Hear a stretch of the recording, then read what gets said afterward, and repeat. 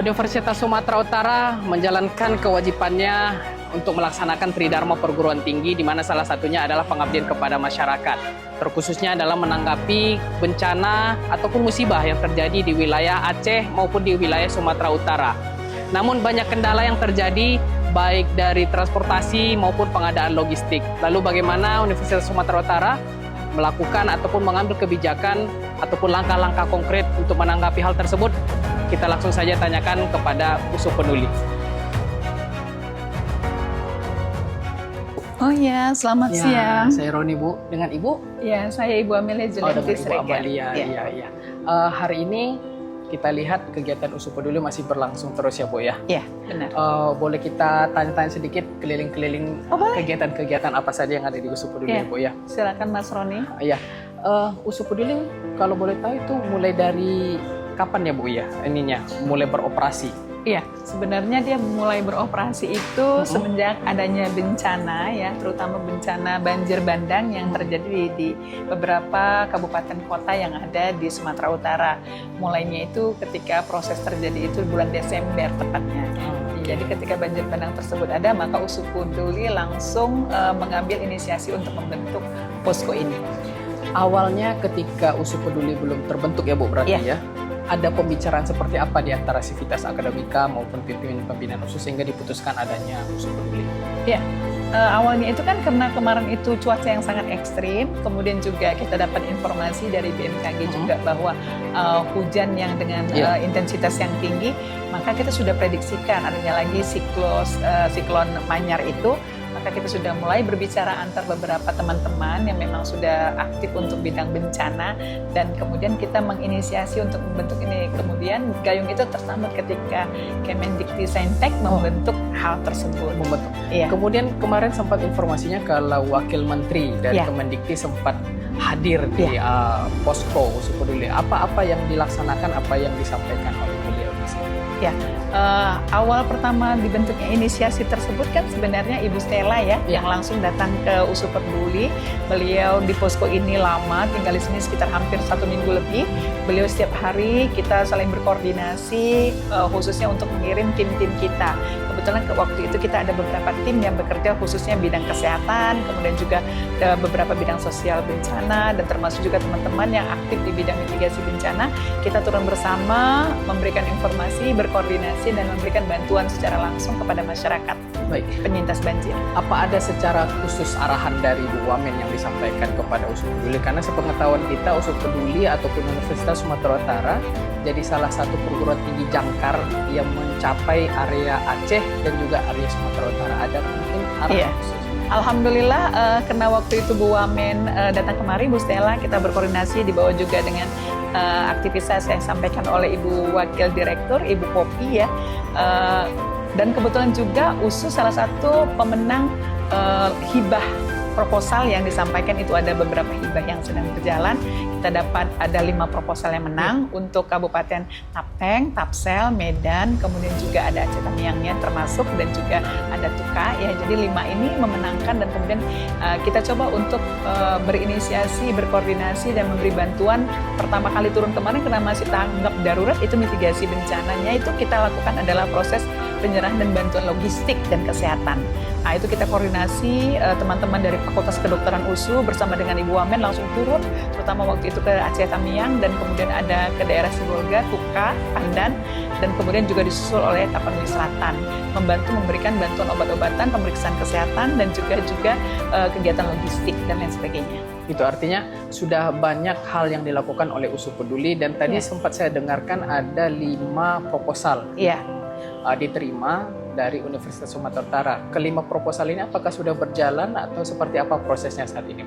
Ya, alhamdulillah proposal-proposal tersebut sudah kita lakukan proses pemberian bantuan logistik, kemudian juga tanggap darurat, termasuk juga ikonnya Universitas Sumatera Utara memberikan bantuan nasi siap konsumsi yang kita produksi sendiri dari Fakultas Pertanian khusus pangan, yaitu di bawah Profesor Elisa, kemudian Elisa Julianti dengan Bapak Dr. Adrian dan tim dari Tapsel sendiri, dan kemudian juga obat-obatan yang dikoordinir oleh Ibu Inka dari kedokteran beserta dengan Prof. Ita ya.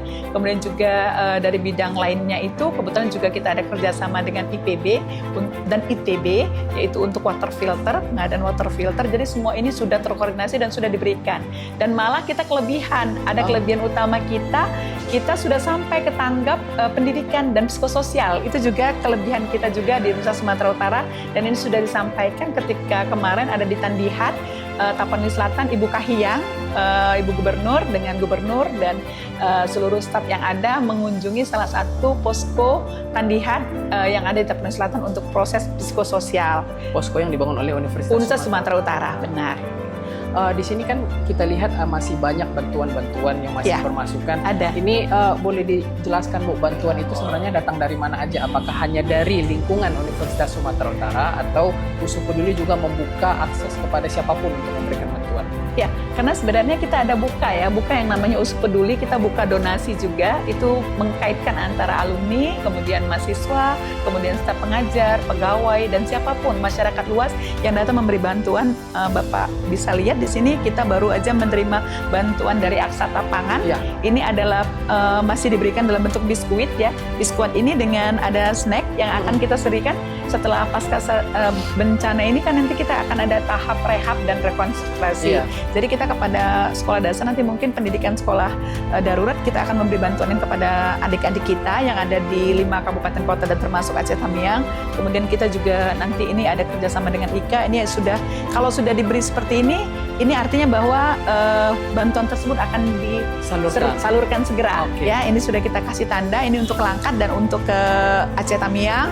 Kemudian itu masih ada sebagian pakaian. Di sini ada beberapa termasuk obat-obatan, kelambu, kemudian juga ada susu, dan kemudian juga ada bahan bumbu dan lain sebagainya dari bank. Kemudian juga ada di sini akan disalurkan ke lokasi, ini akan berangkat juga dalam waktu dekat, mungkin besok dengan IKA USU.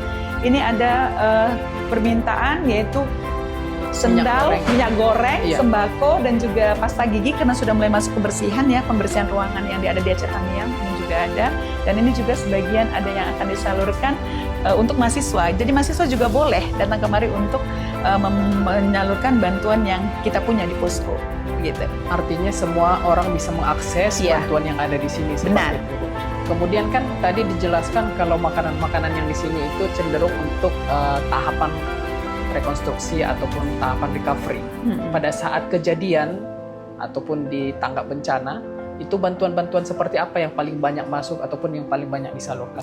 Bantuan yang kita salurkan ini seperti ini kan. Kita kan ada tempat lokasi ini. Kita punya 5 map yang ada. Kita mulai dari kota Medan ya. Di Medan juga ada beberapa daerah. Yang jadi terkena. Kita pertama yang terkena dan imbas daripada penyintas banjir yang kita tolong. Kemudian juga ada di Langkat dengan titik-titik spot yang ada. Kemudian juga ada di Tapteng, Sibolga, dan terakhir adalah di Tapanuli Selatan.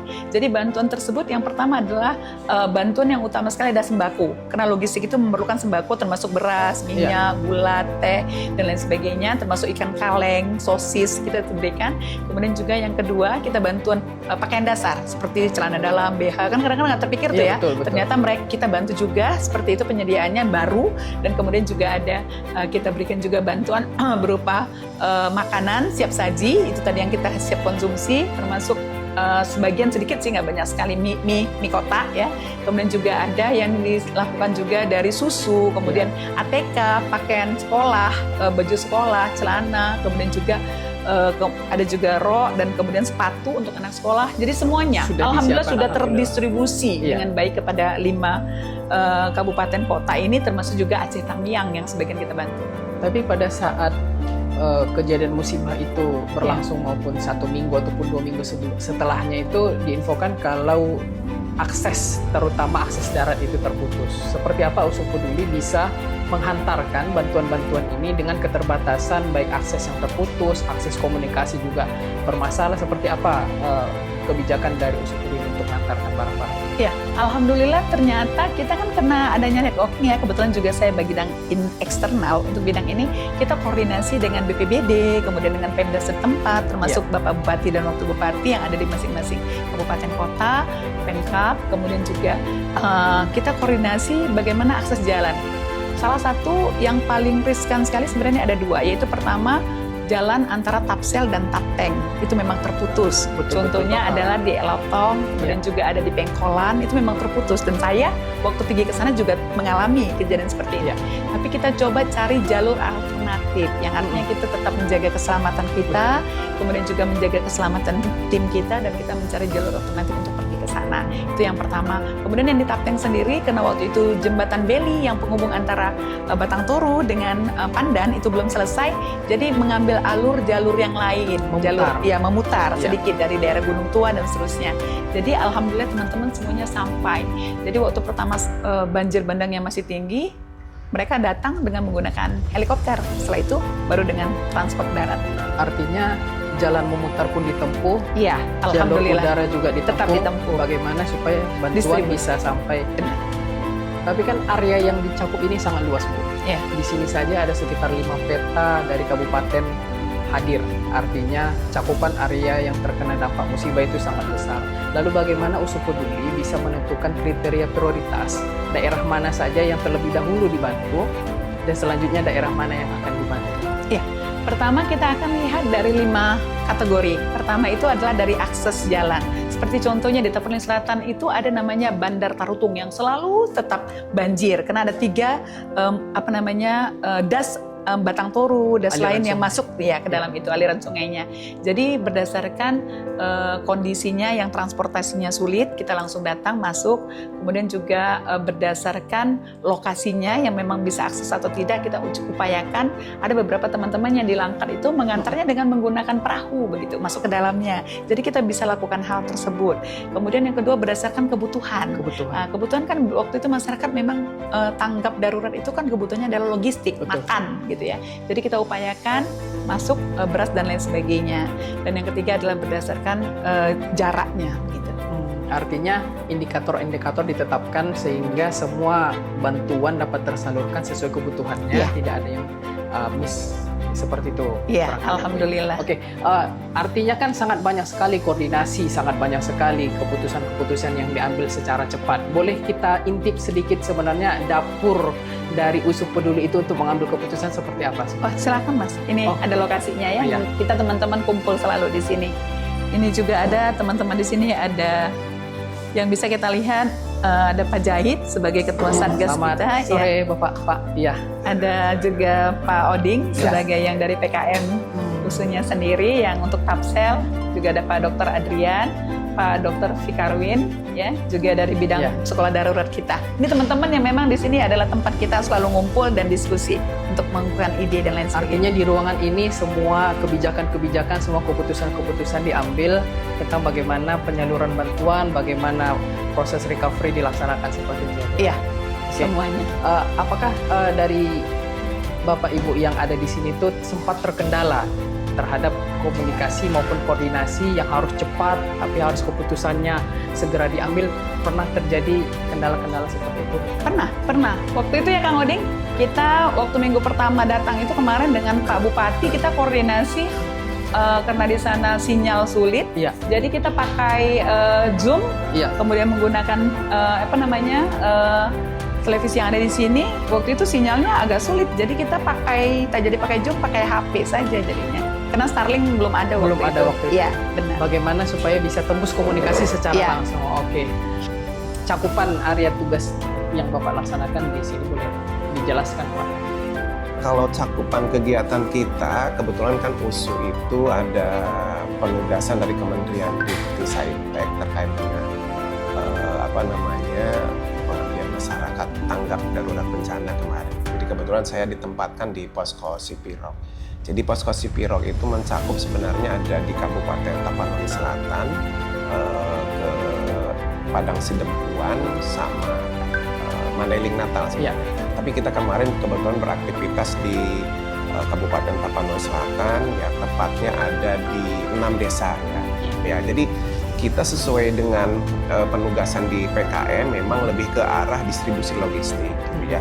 Jadi mulai dari ada sembako, kemudian kebutuhan khusus untuk ibu-ibu, kemudian ada juga kita memberikan obat-obatan, termasuk sarana prasarana gitu ya.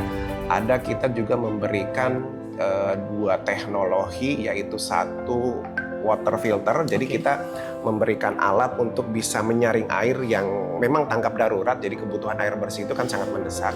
Sehingga begitu kita berikan alat ini bisa mengubah yang tadinya air dalam kondisi yang mungkin keruh, tidak layak minum, menjadi bisa langsung layak minum.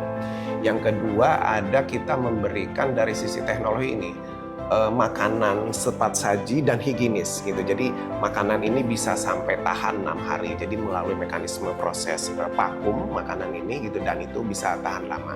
Nah, ini saya kira sangat membantu bagi penyintas bencana di lokasi, karena memang pada saat itu kalau mau berbicara tentang air bersih itu kebutuhan pokok, makanan juga kalau berbicara nanti orang bisa datang, dia tidak meski datang ke posko bencana yang mungkin harus antri, tapi mereka sudah bisa membawa ke dapur. Sampai saat ini bantuan yang masuk itu nominal atau jumlahnya perkiraan saja, apakah berapa ton atau berapa rupiah, mungkin kurang lebih saja kiraan. Saya kira kalau bantuan yang kita salurkan sebenarnya tidak hanya yang penugasan dari kementerian ya. Yang kebetulan kita mungkin kemarin dapat kepercayaan dapat nilai sekitar 250 juta.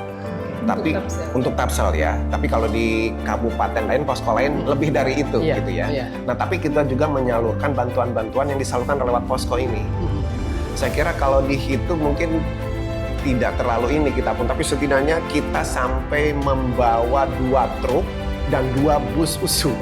Itu bantuan yang kita karena lengkap sekali, mulai dari cangkul, sekop, tempat tidur, saya kira banyak macamnya lah. Sesuai dengan kebutuhan. Sesuai dengan kebutuhan di saat tanggap bencana itu gitu. Jadi termasuk sebenarnya tidak hanya barang, tapi Bu Amel dengan teman-teman juga melakukan kegiatan yang mungkin belum kami sampaikan terkait dengan kesini. Seperti apa pembagian tugas ataupun sebagaimana kebijakan-kebijakan yang diambil oleh USU Peduli agar semuanya tetap berjalan dengan keterbatasan-keterbatasan. Iya, dengan jarak yang jauh gitu ya antara Medan dengan Sipirok, bahkan ini Sipirok ke Batang Toru lagi kita. Jadi kita di sana membuat posko. Jadi kebetulan kita bertempat di satu rumah ya, memang itu juga ada bantuan dari pemerintah kabupaten.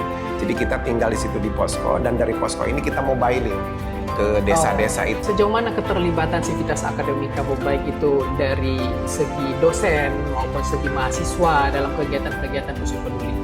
Ya, alhamdulillah sejak adanya USU Peduli ya, posko ini selalu ramai ya. Jadi baik itu mahasiswa yang sebagai relawan kita ataupun dari fakultas masing-masing datang kemari mau belajar, mau berkoordinasi untuk tentang mitigasi bencana. Dosen pun terlibat aktif ketika proses kemarin bencana itu. Banyak dosen-dosen yang mengantarkan dan memberikan bantuan logistik, baik itu pakaian, kemudian juga makanan, alat kebersihan, kemudian juga malah ada yang mengantarkan pembuatan ekoenzim dan lain sebagainya. Jadi memang partisipasi aktif, termasuk juga alumni sebenarnya. Alumni dan Sivitas Akademika masih sampai sekarang tetap berkoordinasi, tetap memberi bantuan dan tetap bersinergi dengan USU Peduli. Dari pemerintah kan sudah mengganti status dari tanggap bencana, sekarang itu adalah recovery. Ya. Di USU Peduli, apakah hal itu juga dilakukan? Dan jika dilakukan, apakah USU Peduli ini memiliki batas waktu kinerja atau akan terus-menerus? Ya, jadi sebenarnya kalau cerita tentang mitigasi bencana, jadi bencana itu kan ada pra, ada kejadian dan ada pasca. Jadi kita kan dalam proses pra-nya itu berarti kan yang kemarin adalah proses ketika terjadinya bencana. Betul. Itu sudah selesai ya. Jadi itu biasanya untuk logistik dan sebagainya sudah kita lakukan. Sekarang adalah tahap pasca. Berarti pasca bencana ini adalah tahap rehabilitasi dan rekonstruksi. Jadi manusia ini kan sifat dasarnya itu ada 3. Pertama adalah ketersediaan terhadap makanan dulu ya. Kita kalau makan nyaman, perut kita terisi, kita pasti tidak ribut ya. Yang kedua adalah hunian, papan ya, dan yang ketiga adalah sandang kita. Jadi pangan, papan, dan sandang. Jadi setelah tahap ini kita akan lakukan proses tersebut. Kita sudah mulai nih teman-teman, mulai menyusun, mengidentifikasi, menginventarisasi apa saja yang bisa kita lakukan untuk tahap tersebut, termasuk mungkin nanti untuk mengajukan terhadap Untara, hunian sementara atau rumah permanen, kemudian juga untuk bidang psikososialnya, karena masyarakat ngomong kemarin itu bicara bahwa mereka traumatik dengan kalau mendengar suara hujan, anak-anak melihat air saja sudah hari hujan panjang seharian mereka sudah merasa diri tidak nyaman. Ini hal-hal tersebut yang harus kita bantu untuk hal tersebut, termasuk juga sekolah dasar ya, sekolah dasar darurat yang masih sampai sekarang. Kemarin baru pulang dari Langkat tuh, ternyata di sana masih sekolahnya buku-bukunya semuanya rusak habis sama sekali, terkena lumpur. Kemudian komputernya juga tidak bisa digunakan. Jadi hal-hal seperti ini memang kita harus dampingi dan terus bekerja sama dengan masyarakat, pemerintah, baik itu Pemko, Pemkab, dan institusi lain termasuk juga relawan untuk bersama-sama kita harus pulih ya. Seperti kata Pak Gubernur, kita harus segera pulih gitu. Tadi menjadi segera untuk recovery alias pulih. Mungkin itu pesan kami. Dunia pendidikan kita kan Universitas Sumatera Utara itu titik beratnya ataupun yang harus untuk dibentuk karakternya adalah mahasiswa. Benar. Lalu pesan dari tim ataupun Bapak Ibu yang sudah turun, hal ini kan masuk ke dalam Tridharma Perguruan Tinggi, yaitu pengabdian kepada masyarakat. Pesan apa yang khusus kepada mahasiswa yang ingin disampaikan, terutama saat ini kan generasi Z itu angkanya sangat tinggi dibandingkan generasi kita sebelumnya yang memiliki karakter berbeda. Jadi apa yang mungkin disampaikan? Ya, mungkin yang ingin saya sampaikan proses mengajak begitu. Karena mahasiswa kita kan sekarangnya adalah mahasiswa yang katanya Gen Z. Gen Z ini kan maunya serba cepat, serba instan, serba nyaman, dan serba enak gitu ya. Kita mencoba untuk memanggil mereka, mengajak mereka, mendampingi mereka untuk sama-sama deh kita recovery ini kondisi yang ada 5 kabupaten kota yang terkena ini adalah daerah kita bersama. Tidak bertanya kerja kamu apa, pemerintah bagaimana, akademisi bagaimana, masyarakat bagaimana, tapi kita bersama. Saya pikir anak-anak muda sekarang juga harus kita ajak untuk saling bersinergi dengan kita, para akademisi, para mahasiswa, para kemudian juga Pemkab, Pemko yang ada di daerah tersebut untuk saling bersama membangun desa kembali. Usu Peduli yang digagas oleh Universitas Sumatera Utara menjadi bukti bahwa bencana merupakan tanggung jawab kita bersama. Untuk itu, sekecil apapun kontribusi sangat berarti bagi saudara-saudara kita yang sedang terkena bencana.